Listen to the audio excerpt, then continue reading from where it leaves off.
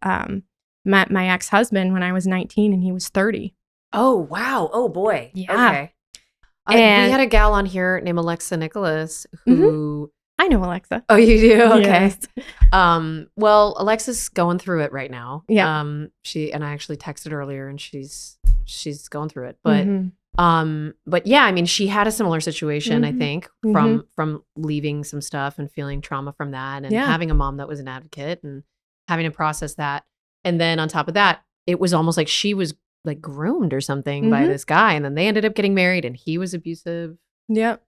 So what happened? Yeah, I think it's like it's a thing that people don't talk about a lot, which is, I feel like we talk about like physical abuse, right? Because I could see it. If you had a black eye, I'd be like, what's wrong? What happened? Talk to me. But we don't talk about mental abuse and emotional abuse, and how I was with him for almost 10 years, and I was literally, my entire life was changed, and I was open to it because of the business, because I was like, this need to like, I need an affirmation. I need someone to tell me I'm enough. And so I meet this person who's 11 years older than me at the time and has a house, a life, everything that I kind of like. He's very stability. Very stable, very. And then he just instantly, I mean, I've been through a lot of therapy, and it's called love bombing. He like love bombed me hardcore. The day we like went on our first date, he would not let a second go by without texting me. He missed me. He loved me. Like within 3 days, it was like, I love you. We saw each other every single day. He monopolized all my time. He pushed all my friends away. And so he was the only person that was in my life. I kind of lost everybody, and it was just him. But that was exactly the way both him and I wanted it, because we were like, oh, we're in love. We're unstoppable. It's dopamine too, by the way. Yes. And so I was just 19 years old. Like, this is it. This is the guy I'm going to marry. And my mom was not happy. Oh, yeah. She was very like, the entirety of the beginning part of our relationship was very, very protective and very like, she's a kid. You at 30, I remember my mom sitting down going, what business do you have at 30? And ironically, I'm going to be 30 in a month. I could never imagine being with a 19-year-old. Like, I couldn't even, like, just the thought process there. I get like age difference don't bug me, but when you're talking about it, that's like not an age difference. That's like, I was just learning how to be an adult. And it just was a snowball tornado that, you know, a lot of it then was a lot of gaslighting. And I've kind of gaslit myself over the years to go, well, I allowed it. Like, I took part in it, and I allowed a lot of that to happen, and I didn't speak up for myself, and I didn't. And that's how it just kept snowballing into this, where I would put up a boundary and say, this is not okay. You can't talk to me that way. You can't yell at me like this. And he would go, you're crazy. I'm the only person in this world who would love you. No one else is going to care about you the way that I do. It's just you and I. Like, that's it. And I'd go, well, I'm not crazy. This actually happened. He'd go, oh, no, I didn't say that. You took it that way because you have issues. And I'd go, oh, okay. Okay, well, maybe I'm so sorry. I didn't mean to take it that way. And it would just keep going because I was a kid. But that does actually feel very similar to what you experience as a kid actor. Yes. Because it's like, you're like, wait, what was the feedback? And you're like, I didn't get it. Okay, I'm hurt. That's the abuse, so to speak. Yes. You put yourself out there and you don't get it. And it matters so much to you because it feeds your soul creatively. Yeah. So you're like, if I get a chance to do this and kind of like have a win for my, I don't know, my family or like whatever, like that's good. But then it's like, when you don't get it, it's that I just see a similarity there. Yeah, there's a very big, and I think that there's a huge similarity there. It makes it where like I said, I think because of being a child actor and the traumas I went through, that didn't feel like a trauma. That just felt like normal. Yeah, it was totally normal to me. What do they call that? It's like it's familiar. Yeah. But there's like a saying, I don't remember what it is. I need more therapy.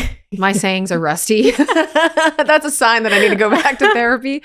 I actually did try to go to EMDR therapy. Oh. Because I think for me, starting, I think at like 6.5 too, I couldn't remember a lot. And I have a 6-year-old now, and I'm realizing why dissociation is so present and became such a coping mechanism at such an early age. And I don't remember so much of my childhood. I'm the same way. Really? You have dissociation? Yes. Oh my gosh. Damn. My entire, I have a lot when it comes to the business. My mom will point out things and she'll be like, you remember when that happened? I'm like, absolutely not. I was where? I was like, what party was I at? I was like, I have no idea, no recollection. And the same thing during the span of my relationship. There are things that I'll walk around a corner and something I've noticed it's when I feel super safe and like I'm not really thinking about it, but my subconscious will pop up a memory and I'll be like, I didn't realize that was a thing. And then I'll look at it now through a more healthier lens and go, wait, that was abuse. And I like totally played into that and totally made it okay. And it's crazy how when you start doing some therapy and doing some work on yourself, these things come back and you're like, wait, no, there's a reason why that memory was repressed. There's a reason why I don't remember that, because it really hurts to think about. And I think a lot of it is to do with kids. Kids really, like when I had my kids, that's what changed a lot for me too, is that I looked at life through their eyes. And it's the same thing with my relationship. I looked and I was like, what are these kids learning from this? Like, what are they seeing take place in their own home? What is happening to them? Like, if this is how he treats me, how is he treating them? And it was like this, I went into protective mama bear mode. Like, I have to protect my kids. And it didn't matter how, like, I just needed to. And the craziest part about the entire thing for me was I still didn't leave him. He left me. He did you a favor. Yes, because I laid out all of everything that I was feeling. Yeah. And I said, we need therapy. We need help. And we need to just discuss that this isn't okay with me anymore. And I'm sorry that I never saw it, but I'm seeing it now and I'm saying something now. And for us and our kids, like, this is what we need to do. And he said, you're crazy. And everything you're saying is a lie. And I'm leaving. And I was like, okay, like that's one way to handle that. And I still sat around and my parents, I like cried for weeks and weeks and weeks. And my parents were like, what are you going to do? And I was like, well, we can still make this work. Okay. Because, well, but I get that's what you do. Yeah. And that's also another reason why sometimes, like with the whole spirituality and God thing, there's a whole church don't get divorced thing. I was going to mention that. Yeah. Yeah. And so I was like walking around, praying about it and going like, what should I do? Because there's this whole huge religious, you don't get a divorce, you stay.